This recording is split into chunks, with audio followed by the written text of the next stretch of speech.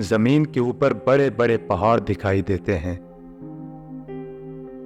Mount Everest زمین سے 5.5 میل اوپر ہے۔ اتنے بڑے بڑے پہاڑ زمین پر کیوں قائم ہیں؟ اس لیے نہیں کہ وہ بقیہ چیزوں کے سامنے اپنی بڑائی کا مظاہرہ کرے، حتیٰ کہ پہاڑ اپنا سایہ زمین پر ڈال کر یہ اعلان کر رہا ہے کہ بڑا بننے سے اس کو کوئی دلچسپی نہیں، اس کو تو تواضع پسند ہے، نہ کہ فخر و ناز۔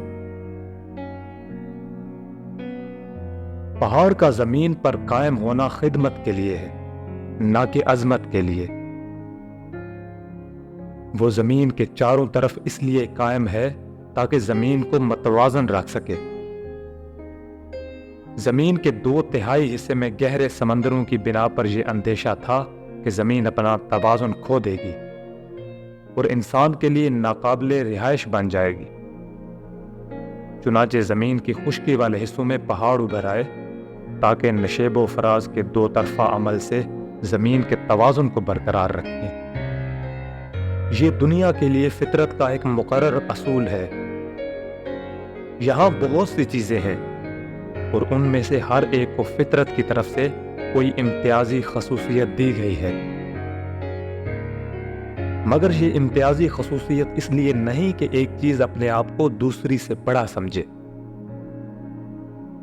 ایک چیز دوسری چیز کے اوپر فخر کرے، بلکہ اس کا مقصد یہ ہے کہ ہر ایک اپنی خدمت کے شعبہ میں زیادہ سے زیادہ اپنا حصہ ادا کرے۔ یہی مزاج انسان کو بھی اپنے اندر پیدا کرنا ہے۔ انسان کے ساتھ بھی یہی معاملہ کیا گیا ہے کہ مختلف انسانوں کو مختلف امتیازی صفتیں دی گئی ہیں۔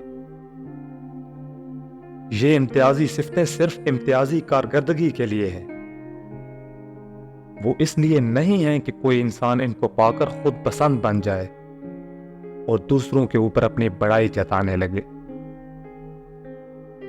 متوازن انسانی ترقی کے لیے ضروری ہے کہ آدمی اپنے آپ کو جاننے کے ساتھ دوسروں کو بھی جانے اور ان کا اعتراف کرے۔ یہی بڑائی کا راز ہے۔